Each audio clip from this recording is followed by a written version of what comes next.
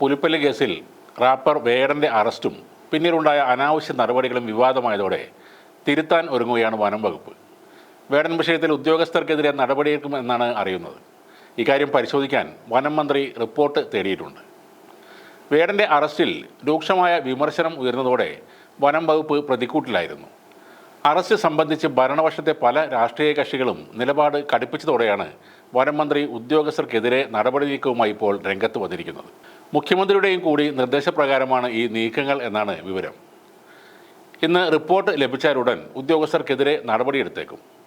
വേടൻ്റെ അറസ്റ്റിനെ തുടർന്നുണ്ടായ നടപടിക്രമങ്ങളിലെ അനാവശ്യ തിടുക്കം ചൂണ്ടിക്കാണിച്ച് വനം വകുപ്പിനെതിരെയും മന്ത്രിക്കെതിരെയും രൂക്ഷമായ വിമർശനം ഉയർന്നിരുന്നു. വേടൻ്റെ ജാമ്യാപേക്ഷയെ വനം വകുപ്പ് എതിർത്തിരുന്നു. വേടൻ രാജ്യം വിട്ടുപോകാൻ സാധ്യതയുണ്ടെന്നും തെളിവ് നശിപ്പിക്കാൻ സാധ്യതയുണ്ടെന്നുമായിരുന്നു വനം വകുപ്പിൻ്റെ വാദം. എന്നാൽ രാജ്യം വിട്ടു പോകില്ലെന്ന് വേടൻ കോടതിയിൽ വ്യക്തമാക്കിയതോടെ ജാമ്യവും ലഭിച്ചു.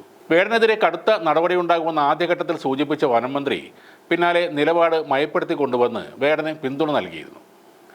ലക്ഷക്കണക്കിന് യുവാക്കൾ വേടനോടൊപ്പമാണ് എന്നതും ഭരണപക്ഷത്തെ മാറ്റി ചിന്തിപ്പിക്കുവാൻ ഒരു കാരണമായിട്ടുണ്ട്. വേടൻ എഴുതുന്നതും പാടുന്നതും പങ്കുവെക്കുന്നതും ഇടതുപക്ഷത്തിൻ്റെയും കൂടി ആശയങ്ങളാണ്. അയാളുടെ വരികളിൽ നോക്കിയാൽ കാണുന്ന ചില കാര്യങ്ങൾ ഇതൊക്കെയാണ്.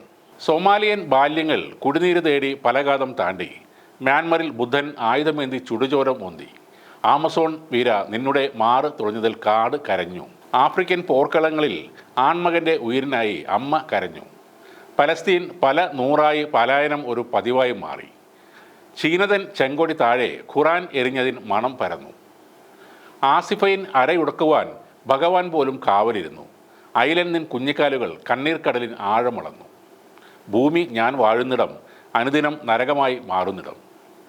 ഈ വരികളിലുണ്ട് വേടൻ ആരാണെന്ന്. സോമാലിയയും മ്യാൻമറും ആഫ്രിക്കയും പലസ്തീനും അയാൾ ഓർമ്മപ്പെടുത്തുന്നു.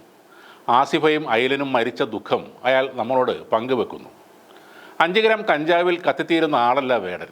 ഈ പുലിപ്പല്ല് കൊണ്ട് നിങ്ങൾക്ക് അയാളെ കടിച്ച് കീറാനുമാകില്ല. മേലാളന്മാർക്കെതിരെയുള്ള പോരാട്ടം വേടനെ കേരളത്തിൽ അടയാളപ്പെടുത്തി കഴിഞ്ഞു.